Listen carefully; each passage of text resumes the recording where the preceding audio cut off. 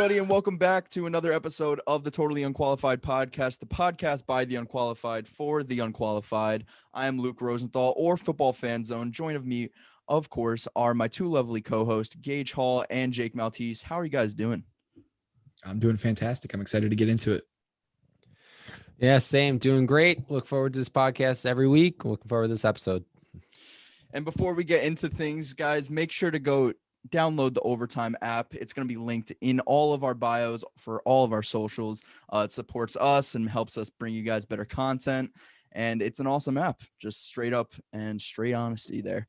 All right, we're going to kick things off with the Guess That Player. It's my week this week. I, of course, won last week, bringing things to 3-2-1. Jake is in the lead. I'm in second, and Gage is in last place. So we got a good player for you. All right, myself here. You got to redeem yourself. Yeah, got to. I'm not doing too hot either, but not too far of a lead. That's right. All right. Listen, there's got to be losers. If you ain't first, you're last. Ricky Bobby. True. All right. We're going NFL this week, just like I usually do. Are we ready, fellas? I'm ready. I'm ready. All right. He was drafted. This. He was drafted by the Falcons in the 4th round of 2014. All right. Played 3 seasons at Florida State University. Made back-to-back Pro Bowls in 2015 and 2016. I got 2 more for you guys that might give it away. Skill position player. Okay. Drafted by the Falcons in the 4th round, 2014 draft. Played 3 seasons at FSU. Made back-to-back Pro Bowls in 2015. Devontae Freeman. There it I is. was just about to fucking say it. About to say it. And he brings the lead to 4. Oh, Wow. Let's go. I gotta stop second guessing myself. Reppin' Donovan Mitchell gets the answer right. Love to see it. Yeah, the last hint was he's a free agent right now. Then I could have said he played for the Giants last season. I was trying to remember if he played for Florida State. I was like, because I was thinking Devontae Freeman, but I was like, did he play there? I can't remember. Mm-hmm. But no, I just suck. Suns in game 3. What are your guys' thoughts? Giannis was outstanding, of course. What'd you guys think? I mean, the series is playing out pretty much how I expected so far. I think that, like I said last episode, the Bucks always start out really slow for some reason. I don't know what it is with them, but they just start a series like they don't care. And then by game 3, they're like, okay, this actually matters. Let's actually play like we're trying to win this thing. So the role players step up. Giannis obviously drops 41 points, looks very, very good. The Suns just were not great by any means.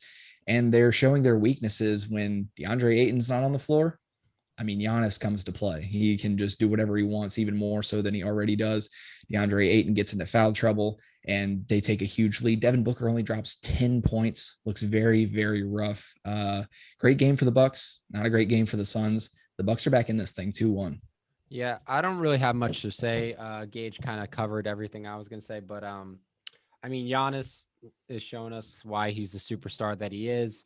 I'm glad that the Bucks actually started stepping up in this series and won a game. I'm glad it wasn't a sweep because, yeah, sweeps are great if you're a fan of the team that is doing the sweeping. But if you're just an NBA fan in general, you really don't want to see a sweep in the finals. You want to see good basketball. You want to see a game 7.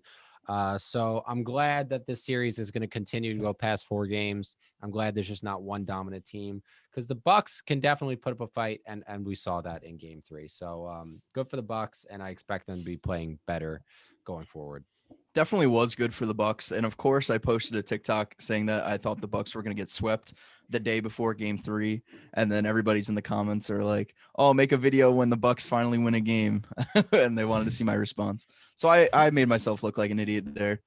But yeah, Bucks dominated the Suns. It was quite the spectacle to see. Devin Booker had an all-time bad game, at least from what I can remember in his career. Didn't really offer much on offense. In fact, even got benched in the 4th quarter. I didn't really agree with that by Monty Williams. He is your star player. Maybe he could have started something in the 4th, but obviously they ended up losing by 20. DeAndre Ayton got into foul trouble early, which really limited them. They started playing a zone where they had Jay Crowder predominantly in the paint. And when you have Jay Crowder trying to stop Giannis Antetokounmpo, bad things are going to happen for sure. Drew Holiday finally showed up. He had 21, 5, and 9. And to reference Kendrick Perkins, he was the Robin to Giannis's Batman. And then just speaking of Giannis, I think us as NBA fans aren't doing him enough justice because he's having an historically underrated postseason. Historically underrated.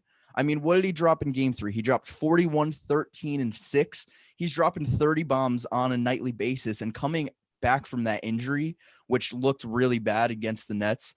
I think it's just a spectacle to see. Giannis is having an all-time great series. He's really looking like he's one of the best players on the planet, if not the best player on the planet.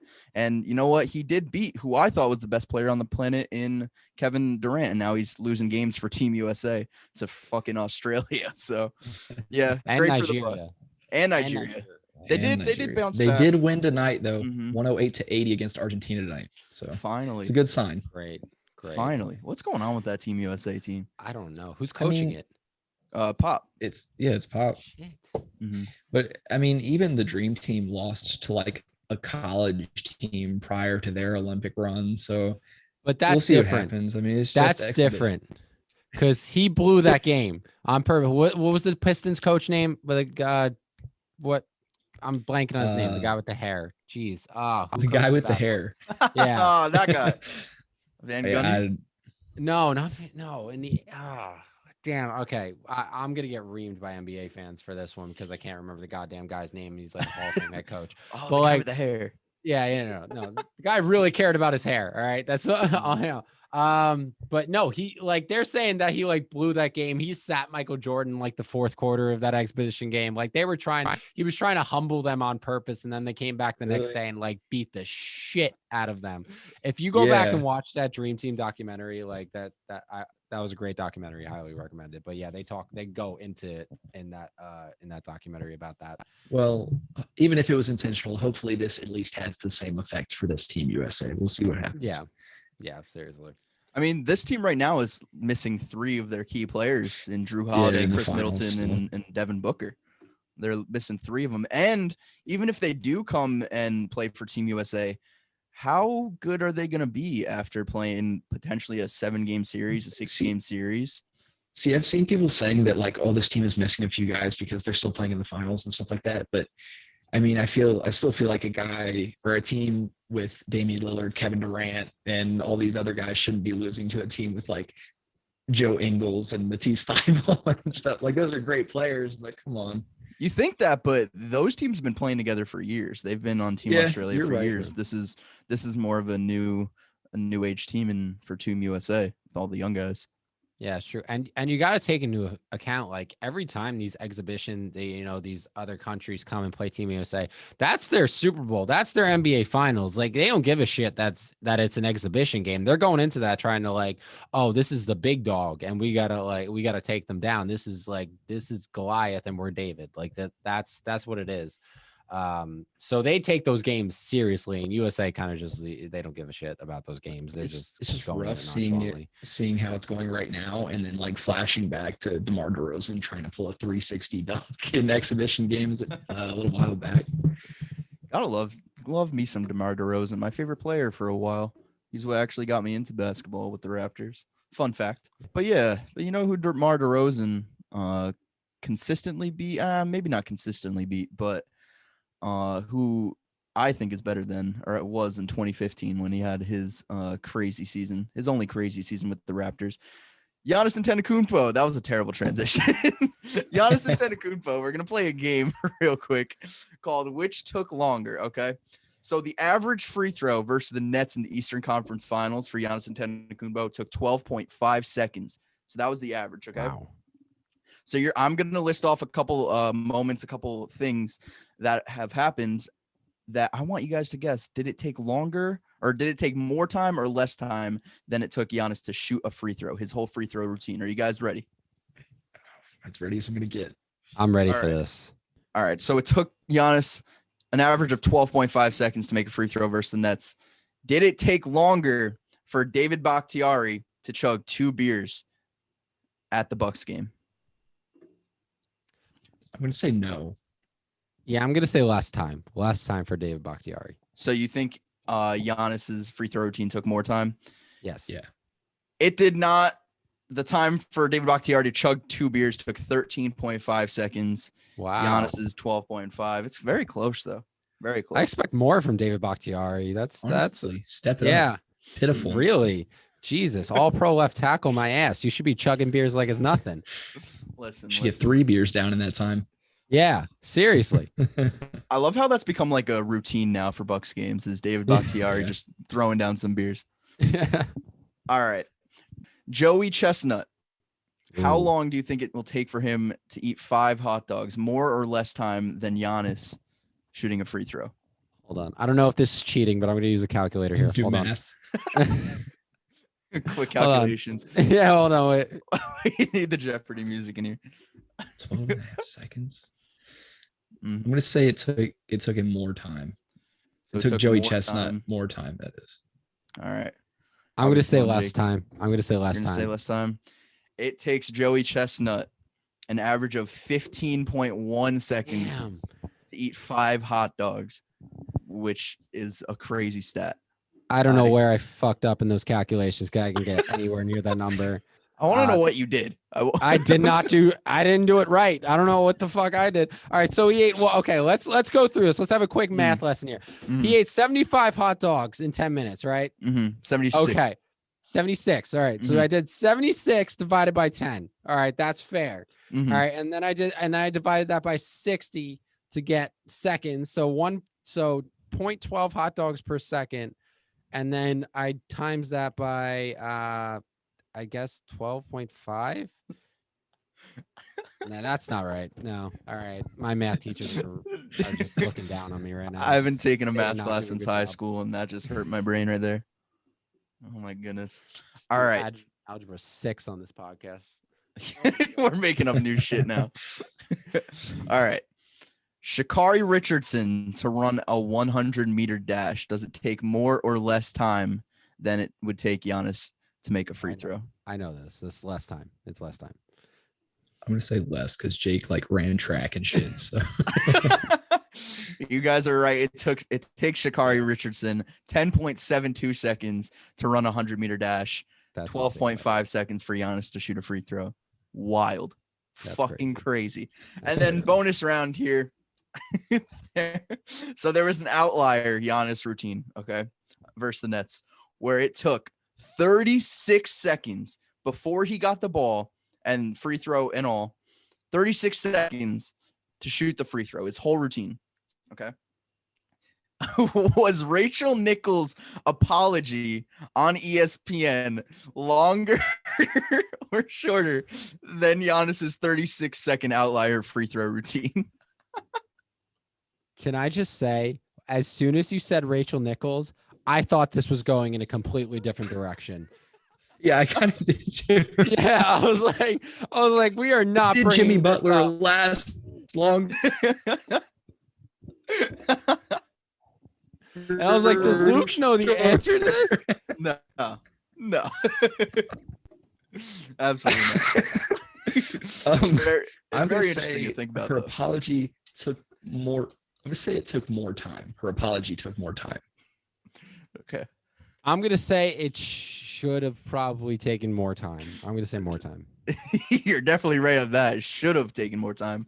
No, Rachel Nichols' apology was 26 seconds long. And Giannis's outlier free throw routine was 36 seconds. Beat her by 10 seconds. Wow. Beat her by a whole Sha'Carri Richardson 100-meter dash. Wild. Damn. That's insane. That's wild stat. I saw that video Yeah. on Twitter, and I knew that I wanted to incorporate it into the podcast somehow this Yeah. week. Holy shit, that had me on my ass. It was so funny. Oh, I just don't like I don't understand why Rachel Nichols who's the woman's name that I literally every time I'm on this Maria Taylor. podcast, Maria Yeah. Taylor. Yeah. She is like one of the most, I've seen her on everything on ESPN, like reporting for everything. What makes Rachel Nichols think that she wasn't qualified for that? Like, I just don't understand like what. Yeah. I don't know. Yeah, they were offering Maria Taylor like $5 million a year or something on her contract, and she actually Yeah. turned it down. Yeah. All right, we talked about some NBA playoffs. We talked about the finals. Obviously, the Bucks and Suns are playing one another. But now we're going to get into some teams that didn't make it that far and talk about the things that they need to do to make it to that next level. We're going to start with our favorite teams here. If you guys would like to kick it off, let's talk about your favorite teams and what they need to do to make it to that next level. Jake, you want the floor? Luke go first. Because I'm gonna take up a lot. All right. So the Toronto Raptors, finally after their magical 2010s, from 2014 on, finally did not make the playoffs in 2020. A lot of factors went into that. The biggest being they didn't play a single home game all season, and they were in Tampa and had literally zero fans there. But there are, deeper problems to the team that they need to address, with the biggest being the center position. After losing out on Marc Gasol, after losing out on Serge Ibaka, they've been left with Aaron Baines, who had one good season in Phoenix and then was fucking terrible for the Raptors. I hate you, Aaron Baines. I'm not afraid to say it. You ruined this team. And then they have Chris Boucher coming off the bench, who I love. I'm polar opposite with the two. Absolutely in love with Chris Boucher. They need a legit center. Chris Boucher is not that. He's a rim protector. He could get blocks. I think he was top 5 in blocks last season, but he's not really what you want offensively. I think a guy like Steven Adams, who could potentially be on the trade block, I think he's a perfect fit for what they need. Maybe you package a guy like Aaron Baines, maybe Stanley Johnson, nothing crazy. I think you got yourself right there, an all-star caliber talent in Toronto. I think Steven Adams could be the second coming of Marc Gasol or Serge Ibaka there. Maybe not as good defensively, but definitely just getting you boards, because that's what they were lacking last season, is a glass cleaner. And then secondly, to fix this team, Masai Ujiri. I know you invested big time in this guy. Pascal Siakam is not that guy, pal. He is not, and I need Masai to realize that and not spend all this time trying to build around him when he's so clearly not that great. I know he had that outlier season last year in 2019 after Kawhi left, where he made he was an all-star starter, but without Kawhi, they haven't seen as much success, obviously. So I need them to realize that Pascal is not that guy. I'm not saying trade him by any means, but make him your number 2 option, because when he was that number 2 option, he was the best, or that's when he played the best. When he was the number 2 option, he shot 55% from the field, as opposed to shooting 45% from the field the last 2 seasons. And that's when he was only averaging 17 points a game and won most improved player. But I just don't think Pascal's that guy. Spin Yakum, you could call him. That's all he does is just spin in the paint. I'd like to see them, get another guy aside from him. Yeah, I can totally agree with that. As far as the Raptors go, they need something additional. They're missing something as far as putting points up, and as far as like the center position, definitely needs to be addressed. Mm-hmm. I'm kind of curious, Luke. Do you think the Raptors are on the brink of just a full-on rebuild? I don't think so, because I feel like they have a lot of good pieces right there. Fred VanVleet and Gary Trent, I think, are a great backcourt duo, especially if Kyle Lowry leaves. And then, like I said, Pascal, who made an all-star team just last season, do I think he could improve? I do, but I just don't think he could be that number 1 guy. I don't know if they're ever going to see a number 1 or number 2 seed again in the near future, or even get far in the playoffs, but I think they'll be playoff contenders for at least the foreseeable future. I think they have the talent. Yeah, I agree with that. All right, so let's talk about the Knicks. Listen, by the way, the search is still out for Julius Randle. Have to mention that on the podcast. Mm-hmm. If anybody sees him, if anybody sees regular season Julius Randle, please let me know. We're really worried about him in New York. He might have to put his face on a t-shirt at this point. Might have cartons, t-shirt, milk cartons, the whole 9, everything. Mm-hmm. We just need to find him. Send out an Amber Alert. Let's do everything just to find him. But yeah, we need Julius Randle to obviously show up in the playoffs. That would be number 1. That would be very nice, Mr. Most Improved Player. But more importantly, other than anything, Julius Randle cannot be your number one on a playoff team. He can't be. Listen, I love Julius. I do. The things he did for New York, the excitement he brought back to Madison Square Garden this year, it is noticeable. It is. And I'm so appreciative for it. But he cannot be your number one on a team that wants to go deep in the playoffs. We need a superstar. We need it. Now, obviously, we struck out on Kevin Durant and Kyrie Irving. We struck out on Zion Williamson. We struck out on pretty much everybody you could ever name. That's who the Knicks have struck out on. This is our chance after having a competent year for the first time since I was in middle school. Okay.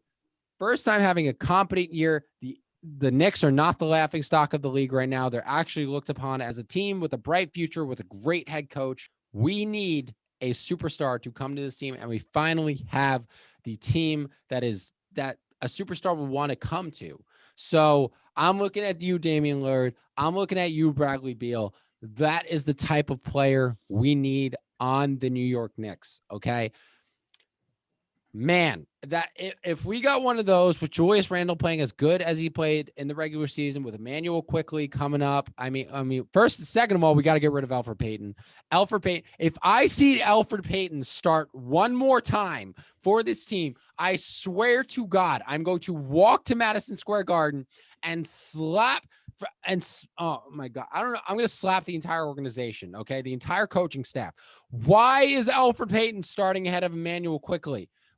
I just don't understand it. I did not understand the entire season. It was stupid. As soon as Emmanuel quickly started putting up 20-point games, that is the second that Elfrid Payton, who can't shoot a jump shot for his life, should have been off the damn court. Okay, just out of there. If not him, at least Derrick Rose. At least start him. I don't even know. All right, but other than that, superstar, get Elfrid Payton as far away from New York as possible. And that is how I think the New York Knicks will be more successful in the playoffs and not lose to an Atlanta Hawks team in the first round. Are you sure you don't want Kyle Kuzma? I'm pretty sure I don't want Kyle Kuzma. Yeah, keep him as far away as he can too. Shanghai Sharks are hiring. Elfrid Payton, Kyle Kuzma, go there. Maybe that's where Julius Randle is. Maybe, possibly. I was going to say, if you send Elfrid Payton to look for Julius Randle, he'll probably be gone for a while. So that's how you could get rid of him. Hold on, make him useful. I gotta start. Make him do something useful. Yeah, this is true. All right. I guess that just leaves me. I'm a Hornets fan, if you don't know. And I think what we need are what I call double Ds. And I'm not talking about LaMelo Ball hanging out with Tiana Trump double Ds. I'm talking about some defense and some depth. We are very much lacking on defense. We're able to score. We've got a very good young core on the team right now, along with veterans like Gordon Hayward and Bismack Biyombo and Cody Zeller, guys like that who have played, fairly decent, but we're very much lacking as far as defense in the wings. And I feel like that's something that we could, look to in the draft probably, rather than looking for it in free agency. And then we need a serviceable center big time, because Cody Zeller's great. I love him. Bismack Biyombo is decent enough, but those guys aren't doing what we really need them to. And they're both unrestricted free agents coming up. So there's no, guarantee that we keep those guys. So I don't think we'd be able to get a center in the draft just because we're drafting at 11. And I don't think there'll be a guy that's really good enough that I'd want to take there. And then in the second round, there's just not a lot of great guys at center this year. So if we could look for maybe a DeAndre Jordan or some guys in free agency, I think that's, that would be a great way to address that situation. And then as far as depth goes, we've got Devontae Graham, who's going to be a free agent coming up. We've got Malik Monk, who's going to be a free agent coming up. So we either need to re-sign or replace those guys. And if we're able to do that, then I think that we could be really good. We, lived up to higher than expectations this season. And if we adjust these issues, then I think that we could be a playoff team for sure. I will say I know absolutely nothing about Cody Zeller, but he is an absolute bucket for me in 2K21 for some reason for my expansion team. So thank you, Cody Zeller. Yeah, I think the Hornets are in I can't remember the last time the Hornets were the center of attention in the NBA, and that you guys are in a really good spot with LaMelo. I did not in any way. I thought LaMelo was going to be really good. Don't get me wrong. I didn't think he would live up to the hype, because he was hyped up as much as literally any prospect in NBA history. And yeah, he lived up to it big time. he really worried me at first because he wasn't playing very well. He was turning the ball over a ton, but he adjusted super well and then just started playing great. We also dealt with a lot of injuries and stuff this season, which is why I said depth, because when the guys that we are starting are coming off of the court, our bench is just not making up for that whatsoever. Our bench is allowing the other team to score and score and score. So I think if we address these issues, we could be a very, very good team, especially with the young guys that we have. Is Devontae Graham starting for you guys, or is he coming off the bench as the sixth man? I want to say he's coming off the bench. Yeah, I'm pretty sure he's. Yeah, he was starting last season, and then we get LaMelo. I think he's coming off of the bench now. Pretty sure. No, I don't know. I feel like he's good enough to start. I mean, Terry Rozier is good. Don't get me wrong, but I feel like he's very, I'd say like spotty, where he'll have a game where he'll pop off, and then he'll have like 3 games where nobody mentions his name. I agree with that. And with, like I said, with him and Malik Monk both coming up on like their contracts either need to be extended or they need to go, I would rather get rid of Malik Monk because I feel like he's going to be easier to replace than a guy like Graham. Miles Bridges is a superstar in the making, though. Absolute. And with Malik Monk, has he done anything since he was drafted? Because he was super hyped, even coming out of high school, and then he had that really good season at Kentucky. I wanted him in that draft. The draft, I think that's the draft we took Frank Ntilikina, I believe. Yeah, I'm pretty sure. Yeah, and it was Malik Monk and Dennis Smith Jr. that I wanted in that draft. Yeah. But like, I felt better knowing that Malik Monk really hasn't done much in the NBA. Yeah, he actually did get caught with a bunch of drugs, so that was great. Love that. Good. But aside from that, no, not a ton. He's been all right at best. He's another guy that he's had his flashes here and there, or games where he's played really well, but for the most part, no, he's not great. Yeah. All right, let's move on to some playoff teams. One move that we think could vastly improve a playoff team, my team obviously, and Gage's team, obviously not playoff teams, but Jake, a fan of the New York Knicks, who gets to say his team made the playoffs, dance on our graves, which is weird. I mean, I never thought in a million years I'd be in this position where like my team is the sole team that was in the playoffs out of this group. Especially having a Toronto Raptors fan in this group. I mean, for the Knicks to be in there and not the Raptors, like if you would have told me that 2 years ago, I would have thought you were crazy. But definitely really weird. Here we are. There. Yeah. Listen, I will not be talking about the Knicks in this segment. I will be talking about the reason I got the Utah Jazz jersey on, repping Donovan Mitchell, one of my favorite players in the NBA. I'm going to talk about the Utah Jazz. Very promising team. Very promising team. We saw the potential they had in this playoffs. We saw that they can compete with the best teams in the NBA. I mean, Rudy Gobert, multiple-time Defensive Player of the Year. Donovan Mitchell, a top 10 player in the NBA. Superstar in the making. I don't even think he's reached his potential yet. But after that, that's about it. And that's kind of one of the things I wanted to touch on. The Utah Jazz situation strikes me a lot. It strikes me as very similar to what Phoenix was going through over the years, with the Devin Booker who was superstar coming up, but really didn't have a lot of help. Like it really didn't. Now, obviously Donovan Mitchell has Rudy Gobert, but after that, I mean, you're looking at Mike Conley, Jordan Clarkson. I mean, Royce O'Neal. Like you're looking at players that really, it doesn't excite you. There's nothing there. The Suns at least like had young and up and coming talent on those teams. Like DeAndre Ayton 2 years ago, like he was good, but like the Suns were still one of the bottom teams in the NBA, even when they had DeAndre Ayton. But at least you knew like, okay, you see some promise here. You see, okay, this team in 2 or 3 years, they get a player or two. Oh, this team's going to be legit. And now they're in the NBA finals, probably the best team in the NBA. I think this team needs to draft better. I think they need to draft better. They need that young and up and coming talent to really cement the future of this team. And then they need to bring in another star. The Suns were a Chris Paul away from being the legit team that they are. And now we see that all those pieces coming together. The Jazz need another star, besides Donovan Mitchell that could put up points. Okay. Because Jordan Clarkson isn't going to do it consistently for you. Rudy Gobert is really more of a defensive guy. He's not going to be putting up 25 points really a lot. So I feel like a lot of the point scoring pressure is on Donovan Mitchell, and you need another guy that can come in and take that pressure off of him. So even though I said I wanted Bradley Beal on the Knicks, I look at Bradley Beal as one of those guys that could come in. I mean, they would have to probably play like more of a small ball lineup, put one of them at 3. But I think that could work out pretty well.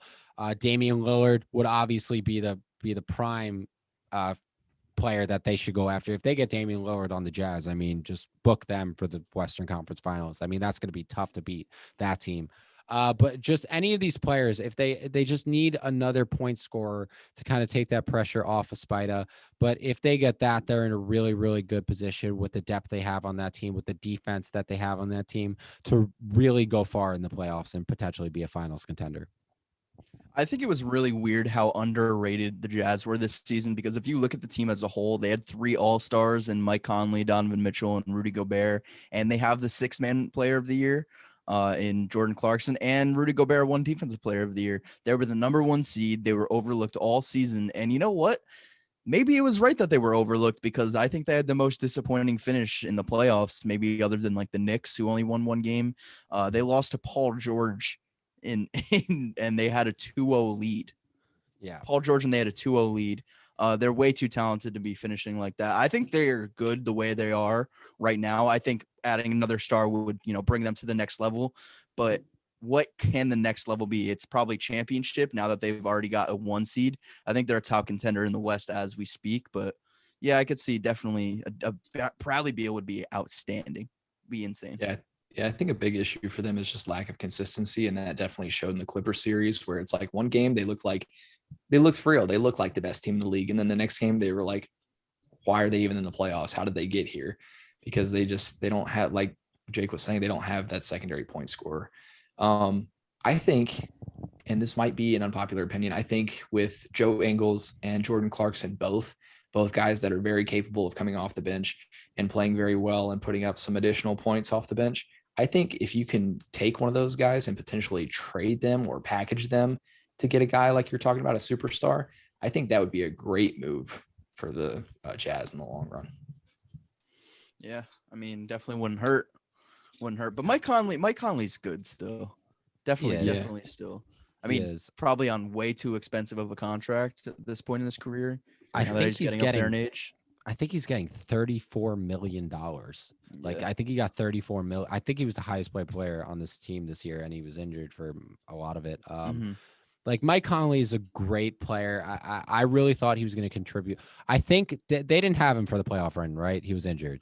He was injured he came for the back like the majority last, of it, but the last game. Back. Okay. Yeah. So if they had Mike Conley, if he didn't have that injury, I think they would have been a lot better off. But I do think to have that kind of consistency, that if I was the GM for the Jazz, I would be looking to bring in the star just to cement that consistency into this team. Yeah, they were even held against the ropes by the Grizzlies in a couple games too. So yeah. I'm gonna look at the Lake show. I do not like the Lakers by any means. I'm not a LeBron fan, but that being said, they have 2 of the best players in the world and should absolutely not be losing in the first round. They need a third option beside AD and LeBron. They were sort of looking for that at the trade deadline, sort of not. They ended up signing Andre Drummond when AD got hurt, and that didn't really work as intended. So I'm going to look at 2 guys, and I can't stop thinking about the Raptors. These 2 guys came from the Raptors. Kyle Lowry would fit so perfectly in that offense on that team. It's not even funny. Give up Dennis Schroeder, maybe the Raptors sign and trade Lowry. That's a big possibility coming up in this offseason in the next few months. I think Kyle Lowry would be a great fit there, distributing the ball. He's a threat from 3, and he's underrated defensively. Takes the most charges perennially each season. Always in the paint. Always, he's a pit bull. He's an absolute pit bull. Always going to give you 100%. And then another guy who I've been hearing a lot in rumors recently, they talked about it on Undisputed a couple of weeks ago, is DeMar DeRozan to the Lakers. I think that can make sense too. He's going to give you 22 a night. He's probably going to give you 22, 5 and 5 around there. DeMar is good. He should have made the All-Star team last year, in my opinion. I think he still adds value to a team, and it's not like he has to be the number one next to LeBron and AD. He just has to be that guy that could score consistently like Dennis Schroeder was supposed to be and ended up not being. I think those two options are great for the Lake Show. I think that would make them instant, contenders in that for the finals. Maybe they definitely are already, but I think that would put them over the edge. What do you guys think about that? Imagine Kyle Lowry and DeMar DeRozan like reuniting in LA. How big of a storyline that would be. The media would just eat that up so much. I would love it. But I don't hate it. I think that's a great move for them if they decide to go that route, especially DeMar DeRozan. I think could help them out a lot. He adds a bit of defense there. He's lengthy, and I feel like he could add some additional points in areas where they're missing it, especially with guys like Schroeder and stuff like that. So I like it. Now, Luke, would you be okay with Kuzma on your team if he was included in that trade package for Kyle Lowry? There's not a trade that I would be okay with if I'm losing Kyle Lowry. I'll just let it be said. I don't care if I'm getting Dame. I don't care if I'm getting Bron. I don't care if I'm getting Giannis. No, like for real. That's how it is. If I'm losing Kyle Lowry, that's the Toronto Raptors right there. I'm losing my whole team. I as a Knicks fan, I've never had that, like in my lifetime, at least I haven't had that player that's like, I mean, I guess Melo, but like Melo in his prime, maybe Jeremy Lin during Linsanity. But yeah, I guess I really haven't had that player that like is the team to really give me that emotional attachment to him. Kristaps, maybe. Don't even talk to me. Yeah, Kristaps, KP was developing. I was starting to get emotionally attached to KP, and then he just like, he's just like, I kind of I want out of this shithole, and I was like, all right, fuck you. I remember how unfortunate it was for when what was it, knee injury, a torn ACL or something when he had that All-Star season, first All-Star since Melo. He was so good. I'm so glad that he flamed out with the Mavericks though. Like, I'm so happy. Oh, it's such good karma. See, we had that guy in Kemba when he played for the Hornets because, I mean, in my eyes, still the best Hornet of all time. I don't care. But it was a little bit different because we weren't doing anything at all to help him out. Not doing a single thing for the guy. So when it was getting to the point where his contract was coming up, I was like, please get out. Please go somewhere where you can actually do something where people are going to respect you, because we're not doing anything at all to help you. So like, I get the feeling, but at the same time, I was like, please just go. You deserve it. I mean, I would probably argue that the best player in Hornets history is Michael Jordan today. I would take Michael Jordan playing basketball over any Hornets player. I would take him playing basketball over being the fucking owner. I know that much. That too. Hopefully LeBron does not go down that path and become just tainted in the eyes of NBA fans because he's such a terrible owner. Just buys. He's already a GM. He's got experience. True. He runs any team he's on. All right, Gage, you got a team? Oh, yeah. That's what we were talking about. I am going to talk about the Nuggets, a team that I was obviously also very close to doing something great. They had the MVP this year in Jokic. And the biggest thing for them is just going to be health, getting back healthy. They need to get Jamal Murray back. He's coming off of an ACL tear. They're going to probably miss him for some of the beginning of next season as well because of that. And then Michael Porter Jr., he ended up playing some of the series or whatever, the majority of the series, but he was dealing with a back issue. And I feel like that was affecting him more than he was really letting on. But he showed up this year as the offensive threat that everybody kind of thought he could be. And then they've got a few other things that they need to address. Like, obviously they have Jokic, but as far as their depth at center, none of those guys are very good other than maybe JaMychal Green. I feel has some potential to step up and be a great player. But yeah, I feel like just getting healthy, getting to the offseason and doing what they need to do to fix their bodies is going to be the biggest thing. Yeah, real unfortunate with that Jamal Murray injury. Like, one of my favorite players, because he comes from Canada and just Toronto basketball in general. But he showed out in the playoffs last year in the bubble, putting on a show, going bucket for bucket with Donovan Mitchell. Real unfortunate. I mean, you can't lose your second option. and expect to go far in the playoffs, especially with how well Jamal Murray was playing. So from that, we're going to move on to some NBA coaches. So there's been a bit of a coaching carousel this offseason. Some teams are still without a coach. So with the new coaching hires, which coach do you think is going to have the biggest impact on their new team? I'll go. So I'm gonna go with Rick Carlisle of the Indiana Pacers. So he was not fired from the Dallas Mavericks. He stepped down after a winning season. So he is an NBA champion. Okay, career 548 win percentage. He's a winning record, and he's coached Indiana before. He's coached Indiana from 03 to 07. Went to 3 postseasons with them. I mean, went to an Eastern Conference Finals.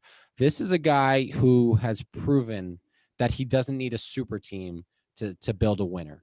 That's who Rick Carlisle is. He is a great head coach. He's won Coach of the Year in his second season ever of being a head coach. I mean, he's just a proven head coach in this league. And I think going back to Indiana is great for him because they're in the situation that he thrives under. I mean, he brought a team that was really in a league of super teams. He brought a team that really only had Dirk, and Dirk's an all-time great, obviously. But Dirk, and I mean, nothing much else to brag about, and won an NBA championship with him. And that's what Indiana kind of needs right now. I mean, they got Malcolm Brogdon, Domantas Sabonis. They got these players. They got Miles Turner. But they don't really have anything like special. I mean, Domantas Sabonis is probably their best player right now. Malcolm Brogdon's been playing well, but I mean, this is the coach that can really lead this team to having more wins than, really any other coach could probably lead them to. So I'm really looking forward to what the Indiana Pacers can do with Rick Carlisle. Hopefully they bring in or they at least develop a superstar there and really have that superstar player. I mean, Oladipo was really it for them. Oladipo really stepped up for them and was that superstar player. But obviously he ended up leaving. So I'm going to be very intrigued with the Indiana Pacers going forward with Rick Carlisle as their head coach. Yeah, I completely agree with that. And I think that they could be pretty surprising going into next season with him stepping into that role. But I am going to go a little bit of a different route, and I'm going to look to Portland, where Chauncey Billups is now the head coach of the Trailblazers.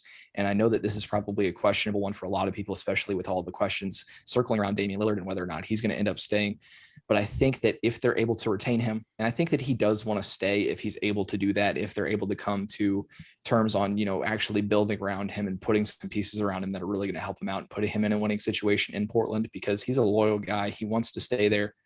If they're able to keep him, and if they're able to make some moves in this offseason, if they're able to bring somebody in to really help him out, another superstar, or at least some, serviceable role players that are going to put the pieces around him to be able to play make as well as scoring, then I think that Chauncey Billups could look very, very good for the Trailblazers next season on the back of Damian Lillard. I think both of them are going to do well.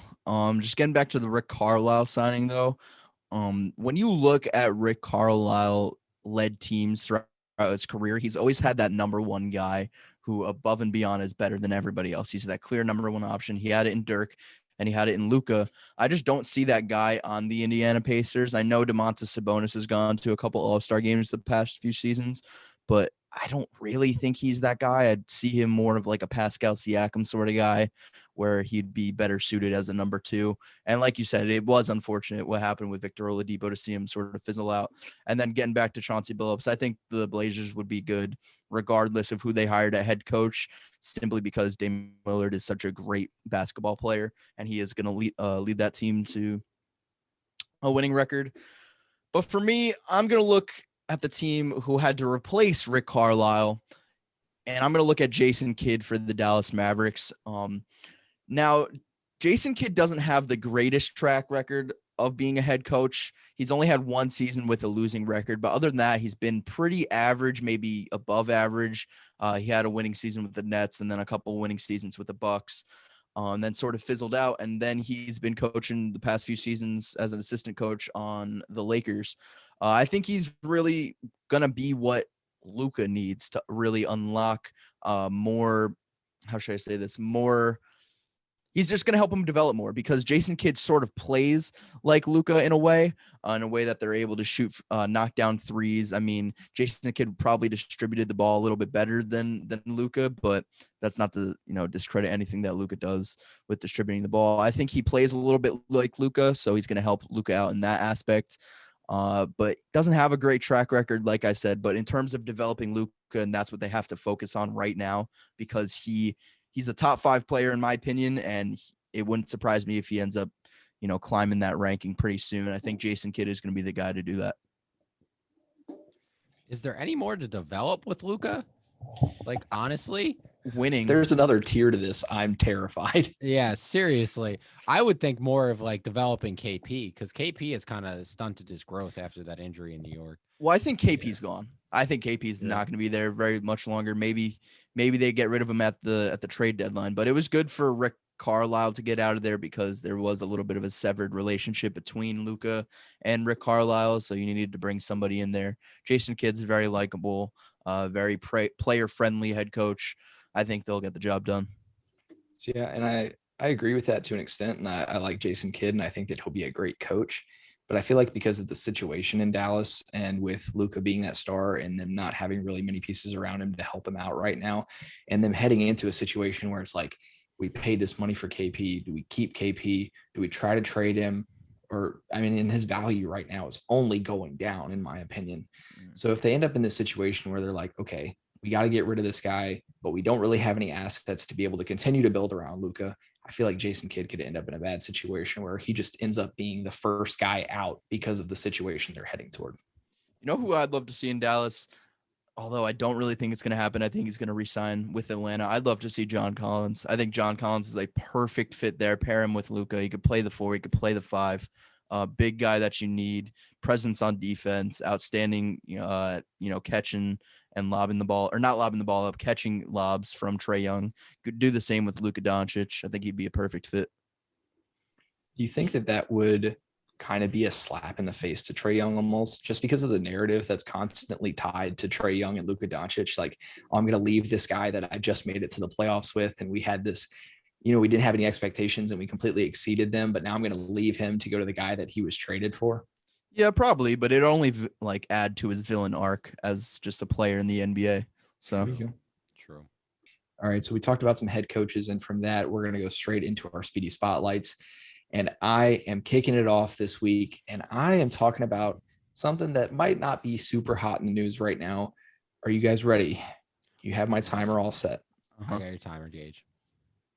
Go. All right. So I'm talking about Odell Beckham Jr. Jalen Ramsey was recently on a podcast where he talked about the top 3 receivers that he has ever had to guard. And they were DeAndre Hopkins, Odell Beckham Jr., and Julio Jones. And I feel like Odell hasn't gotten a whole lot of recognition like he typically would as of lately, just because of his stint with the Browns and how it's been. Because over the past couple of seasons with the Browns, he has averaged his lowest yards per game and his lowest catch percentage of his entire career. And I'm not trying to pin everything on Baker Mayfield or anything like that, but I feel like it's just the connection between Baker and Odell that doesn't really work out, because Baker plays very well with guys like Jarvis Landry. He makes, he's got a good connection with them, but Odell, I feel like, is kind of lacking. So if they get to a situation this season where they're still not producing to the level that everybody thinks they are going to, as far as that duo, I think that it would be the best bet for both the team and Odell for them to trade him or for him to walk away or whatever the case may be.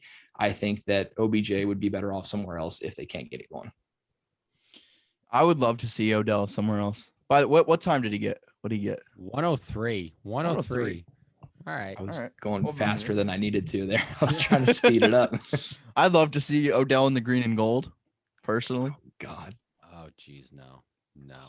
You're just going to just wait, because Aaron Rodgers is going to manipulate the media, say this whole thing was a sham, and then they're going to go on to win a Lombardi, and he's going to have a big fuck you to everybody who said that he was going to go to the Broncos. And Odell's going to be a part of that. So are you just admitting that Devontae Adams is going to go to the Raiders by saying that Odell's going to come to the Packers? No. I want both of them. I want both of them, because the salary cap is clearly not real after seeing everything that the fucking Kansas City Chiefs have been doing the past couple of years. They can make it work.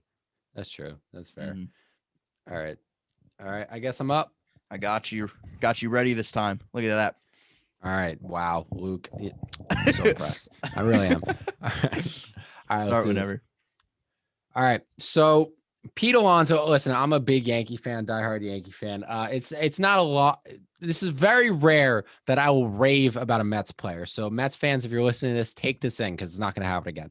Pete Alonso, I mean, just what he did in the home run derby this year. I mean, electric. This man hit 35 home runs in the first round. Like, I couldn't even explain to you how crazy it was to watch that. I mean, just every ball that was thrown was going out of the park. I really couldn't even believe it. And then Salvador Perez comes up next to him and hits like 27, 28 home runs, which was leading the first round after that. And then, but Pete Alonso just blew him away. So Pete Alonso ends up defending his title from the 2019 home run derby because obviously he didn't play it. They didn't have the home run derby last year because of COVID. And ends up being a back-to-back home run derby champion. I mean, I think the MLB has knocked it. This is exactly what the MLB needs to market itself. They've needed to market itself much better than they have in the past. And guys like Pete Alonso, Shohei Ohtani, Juan Soto, Fernando Tatis, all these guys, this is the crew to do it. And it's things like this that are going to get the MLB back into relevance. 119. Let's go. I'm starting to get more interested by the day in baseball, and that's kind of weird because I've never really been a huge baseball guy, but seeing, Fernando Tatis, Shohei Ohtani just going off, the Mets and DeGrom and Pete Alonso, they have a great duo right there. I'm getting more interested in it. Definitely the home run derby was a sight to see. Pete Alonso. What do you have? He had 30. 35 in the 35? first, and he won it. I didn't watch the second round. I was taking a shower during the second round, but he won it in the final round, 23-22 against Trey Mancini. I believe he set a record too with 37 home runs in one of the rounds. 35 in the first round was the record. Was that the home? Oh, that was the record? That was the first round record. That's never been done before. Okay, yeah. Never mind. I'm being dumb. Taking a shower during the second round, and you call yourself a baseball fan. So sorry. I'm so sorry. It's just because Juan Soto and Shohei Ohtani went so freaking long with that matchup. That matchup went on forever, which, by the way, was electric. I'm not complaining about that. That was awesome. I love seeing that. Shohei Ohtani was gassed after that, by the way. Like, he was not prepared for how much energy the home run derby takes out of you. Yeah. I love watching watch it, by the way, so I can't even talk. Yeah, neither did I. But I love watching that video of Shohei when he was playing in Japan, shooting a ball through the fucking top of the roof of the stadium that they were in. And the coaches are just like bug-eyed, like, what do we even do here? Like, how the fuck? Crazy. Shout out Shohei Ohtani this week. He's been in some bad headlines. Yeah. Stephen A. Smith, dumbass. Oh, stupid. So my speedy spotlight this week is about an athlete who I've grown to hate over the past couple years. And I would say he's probably the most polarizing athlete of the 2010s and into 2021, and that's Conor McGregor. Conor McGregor, of course, lost by TKO in the first round against Dustin Poirier in their third fight. This was, of course, a rematch, their fight in January, in which Conor McGregor got knocked out. This time happened a little bit differently, though. Conor was pummeled, absolutely getting pummeled in the first round, and then breaks his tibia, fibula, whatever it may be. At this point in his career, I think Conor is a better promoter than he is a fighter. And at this point, I don't even think Conor knows who he is. He went into the last fight against Poirier being nice. This time he's being really mean, really disgusting with some of the things he says. I don't think Conor knows who he is at this point. He's only fought 5 times since 2016. And 4 of those were UFC fights. I'm including the Mayweather fight. And in those 4 fights, he went 1-3, lost to Khabib. He beat an old man, Cowboy Cerrone. And then he lost to Dustin Poirier twice.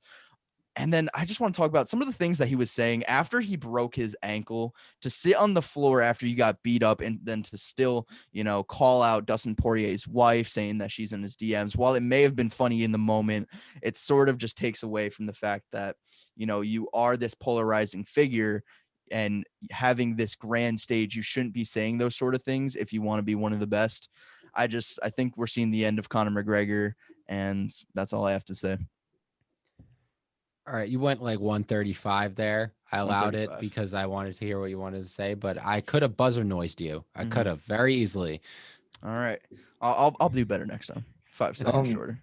My thoughts on Conor McGregor is like, see, I would say I'm a fan, and that's might be unpopular at this point, but I feel like I'm a fan just because of the nostalgia that comes with it, because he's a big part of the reason that I got into UFC and MMA anyway, just because of how long he's been around. And when I was growing up, he was the guy, you know what I mean? He's been the guy for a long time. So I don't agree, obviously, with a lot of the things that he was saying to Dustin Poirier. I think that's, completely uncalled for. The stuff about his wife is kind of funny, and mostly just because it's true. If he was saying those things and they weren't true, then that would be one thing. But as far as like the I'm going to kill you and all that stuff, that's just totally uncalled for. And I can't get behind that whatsoever. I like him as a fighter. His personality definitely just gets way too much sometimes. Yeah, Conor McGregor was also a big reason as why I got in UFC, because I used to always turn on his fights. But as soon as I started watching, I mean, I guess he was out of his prime, because every single fight I've watched, this man just he loses. Like, I haven't seen Conor McGregor win a fight in a while now. I can't even remember the last time he won a fight, and that was the prime days of Conor McGregor that I guess I caught the tail end of. But yeah, it sucks. It sucks to see a legend like him just start losing like this. No, his best days are definitely over. And then when you think about why, I think I have a pretty good reason why. It's because he's a billionaire, or not a billionaire. He's close to it though. Definitely multimillionaire. I mean, he sold his whiskey company. What is it? Proper 12, sold that for millions. He's making millions just from fighting. So I don't really think his heart is in it at this point in his life anymore. And then everything that happened with the pandemic, and his son growing up, maybe he wants to be more of a family guy now. I don't think his heart is in it right now. And it's a sad thing to say, because that's what money can do to you. Makes you not love what you once did love as much. Yeah, like stagnate almost. Yeah. All right.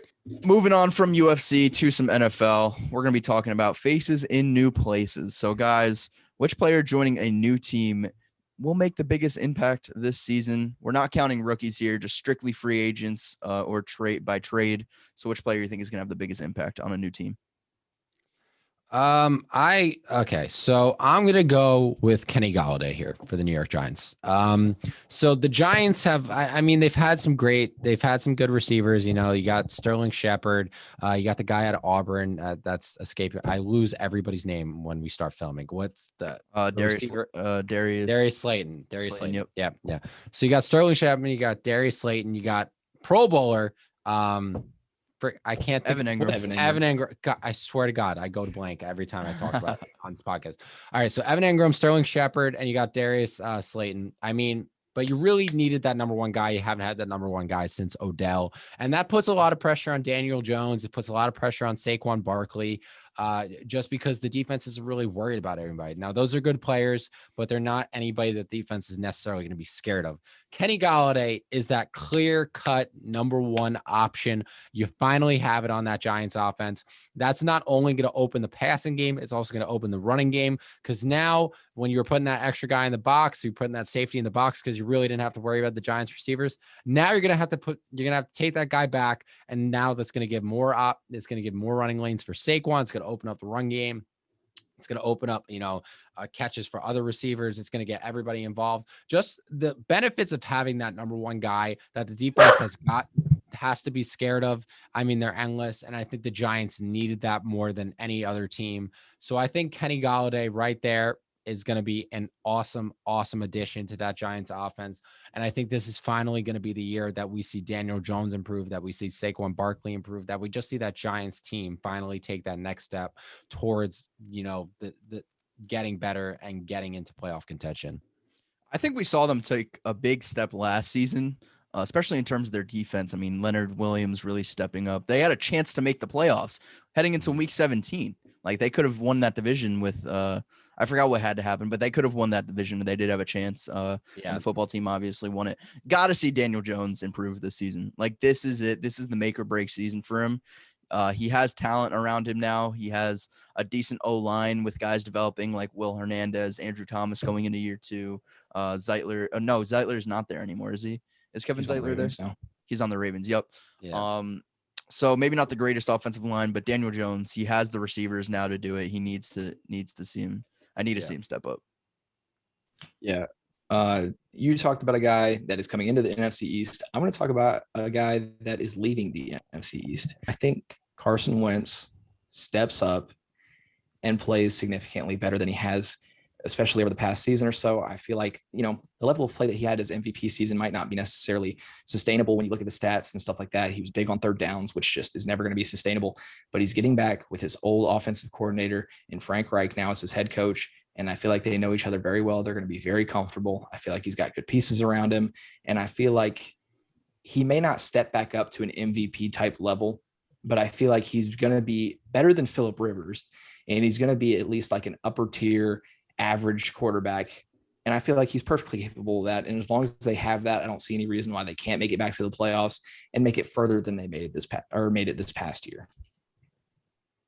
I've never seen a player get more scrutiny for just one bad season than I did Carson Wentz. Think about this. Carson Wentz finally has his first bad down year.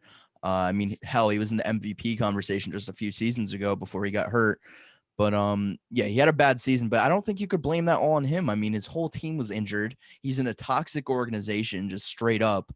I mean, not all of it was on his plate. Offensive line injuries, wide receiver. I mean, what was his name? Who was his number one receiver last season? Travis Fulgham. Yeah. Nobody. And Greg Ward Jr. Who's a quarterback. Yeah. Yeah, I don't think it could have been placed on the blame placed all on Carson Wentz there. Yeah, I think that Carson Wentz is at his worst when he's forced to play hero ball. And I feel like that's a lot of what he had to do last season with the O-line injuries and stuff like that, when he's constantly trying to force something or make something happen. And with a significantly better O-line with the Colts and with more weapons that are going to be able to get open significantly better, I think that he'll be just fine. I think he has a Pro Bowl season in store. Yeah. Just straight up. Yeah. So I'm surprised neither of you guys mentioned this guy. Matt Stafford is going to have the biggest impact out of any player on a new team this season. I mean, going to a system under Sean McVay, from what he went to in Detroit and just the fucking mediocrity and less thereof in Detroit for how many seasons now, since 2009-ish. Matt Stafford deserves to be on a team like this. He's going with tons of talent. Cam Akers is going to have a hell of a year too. Cooper Kupp and Robert Woods are two of the best, one of the best wide receiver duos in the league. And then Tyler Higbee, of course, had a great season last year, is really starting to blossom into a good tight end. There was a problem with Jared Goff, and it's weird because the Rams were a good team, and usually when you have bad quarterback issues, you don't have a great team, but they were somehow able to get through it and win a playoff game with fucking John Wolford as their starting quarterback. So maybe it was a blessing in disguise that Jared Goff got hurt when he did and had to get staples in his hand. I know it was a blessing in disguise for the Packers because he was god awful against them in the playoffs, but yeah.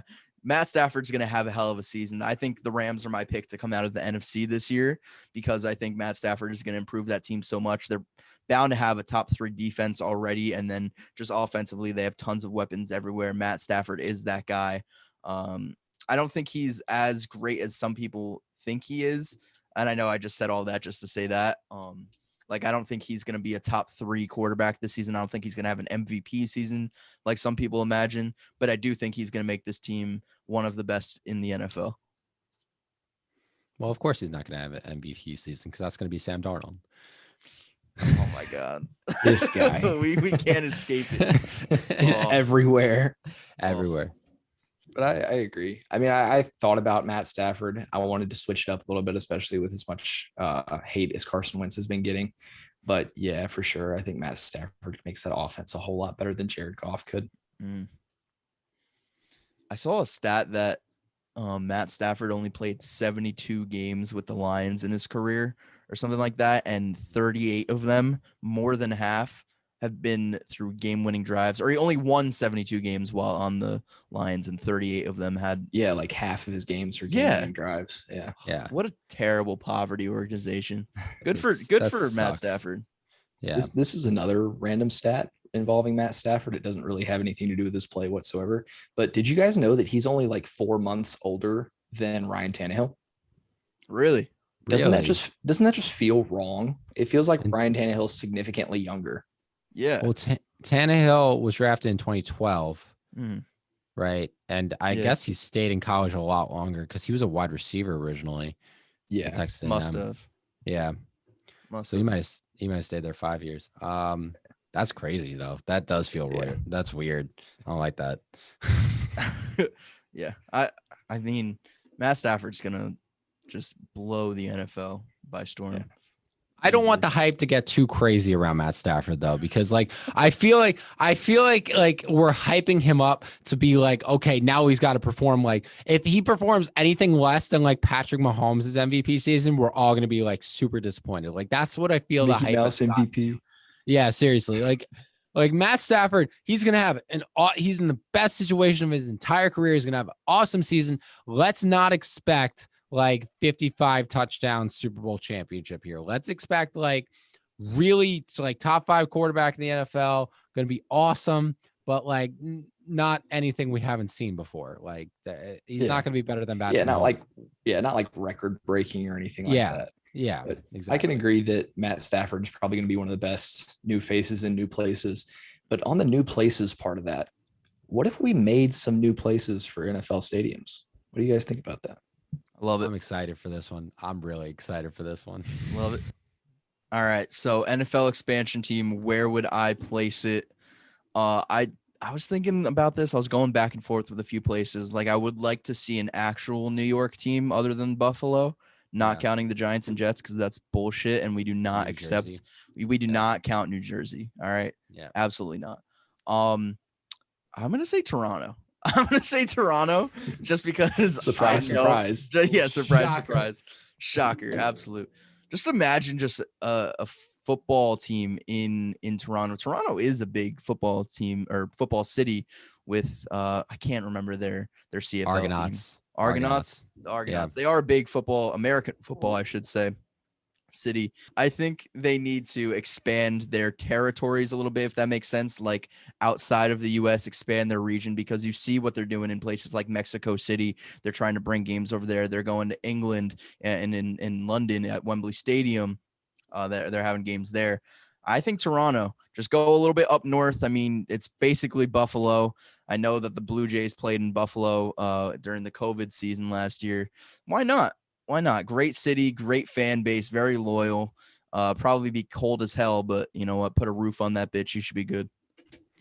Yeah, I think the NFL is the only American like professional sports league that doesn't have a team in Canada. Like, I mean, you think about MLB, NHL, NBA, they all have teams in Canada. The NFL is the only one that doesn't. Yeah, it's weird. I think Toronto technically claims the Bills because it's somewhat close. Yeah. Because I see like their social media teams going back and forth a lot and kind of supporting each other. So I feel like that's kind of an odd connection, but I think a team in Toronto would be great. Luke, you do still have to give the name of your team or like what their mascot would be though too. All right, I'm going with the Toronto Talons. Might as well add another bird in there. Maybe it's like a bird foot or some shit. I don't know what it would be, but I think Toronto Talons already goes with the bird theme. I think it's good. I like that. Mm. All right, I guess I'll go here. This one's a little all right.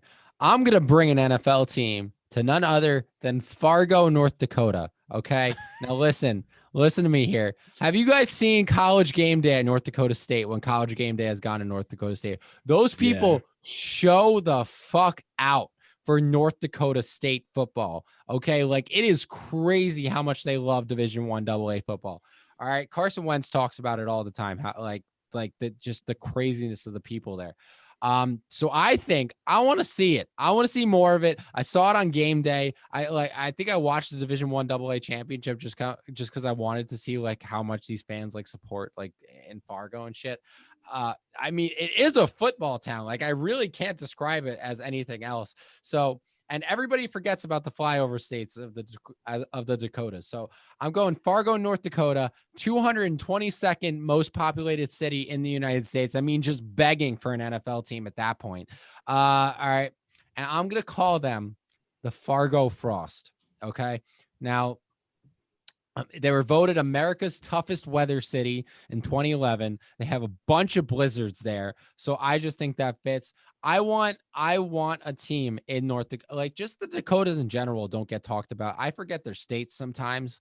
But they have a big, like just hearing how Carson Wentz talks about them, seeing them on College Game Day, seeing the following that North Dakota State has. I want to see an NFL team there. I know it will never happen. Obviously this is imaginary, but like, I got to give the Dakotas some love.